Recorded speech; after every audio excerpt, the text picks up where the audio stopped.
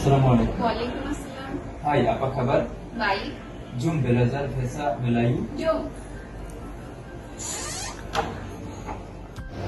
In Bahasa Melayu, I learned a daily word that can be used for daily communication. One more thing, why I choose this language because I like to travel in Malaysia to do some business, and also my daughter are studying in UTM KL. I also like some basic words such as apa kabar, berapa harga ini. The food in Malaysia, everything is sedap dan bagus. Saya suka minum kopi Malaysia. Saya juga suka pergi ke Malaysia. Terima kasih. Jumpa lagi.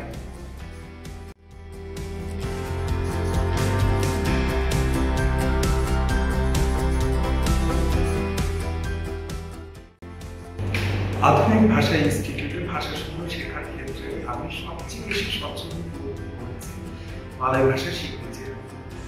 এতদিন আমার ধারণা ছিল ফার্সি ভাষা সবচেয়ে বেশি সহজ, কেননা এই ভাষায় বিশেষণসমূহের পুংলিঙ্গ এবং স্ত্রীলিঙ্গে বিভক্ত করা হয়।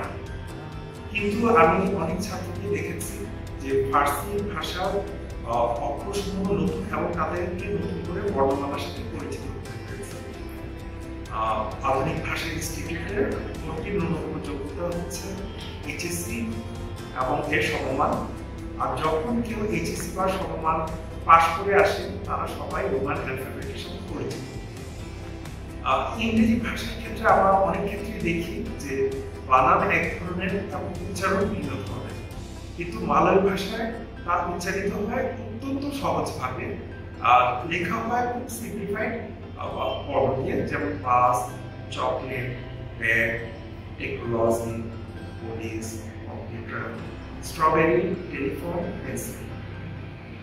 অনেক ছাত্রছাত্রীকে আমি খেয়াল করে দেখি যে তারা তৃতীয় ভাষা হিসেবে চীনা এবং জাপানিজকে পছন্দ করে, এবং প্রচুর ছাত্রকে আমি খেয়াল করে দেখেছি তারা ড্রপ আউট হয়ে যায়, কেননা এখানে সম্পূর্ণ ভিন্ন বর্ণে লেখা হয়।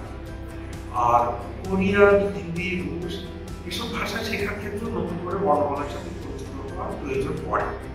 ফ্রেঞ্চ ভাষায় দেখেছি রিডিং খুব একটা সহজ নয়, আর ল্যাটিন ডেরিভেটিভ যেসব ভাষাসমূহ আছে যেমন ফ্রেঞ্চ, স্প্যানিশ, ইটালিয়ান, পর্তুগিজ এবং অন্যান্য ভাষা যেমন আরবি, জার্মান, রুশ, এইসব ভাষার ক্ষেত্রে যে বিশেষ্য আছে, বিশেষ্য যে লিঙ্গ, পুংলিঙ্গ এবং স্ত্রীলিঙ্গ, সেই অনুযায়ী বিশেষণের ক্ষেত্রেও লিঙ্গান্তর করার প্রয়োজন হয়।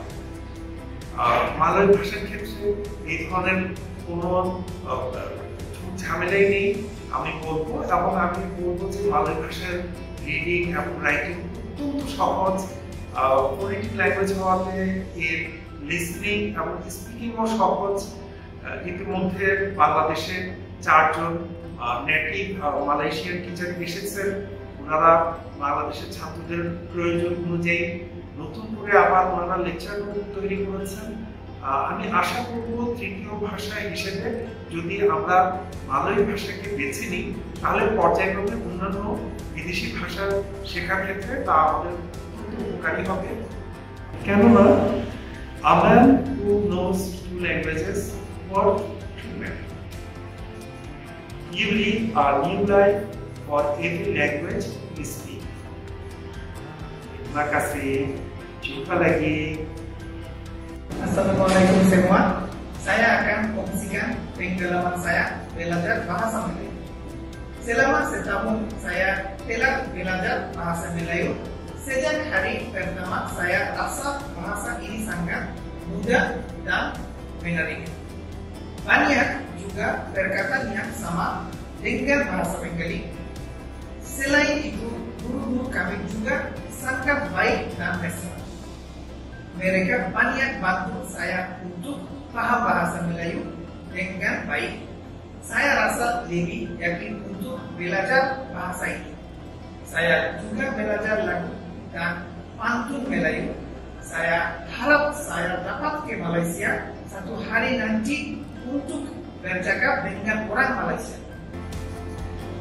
Hujan yang turun bagaikan mutiara. Mari belajar bahasa Melayu di sini. Terima kasih semua. Hai, Assalamualaikum semua. Saya Encik Zam dari Universiti Pendidikan Sultan Idris.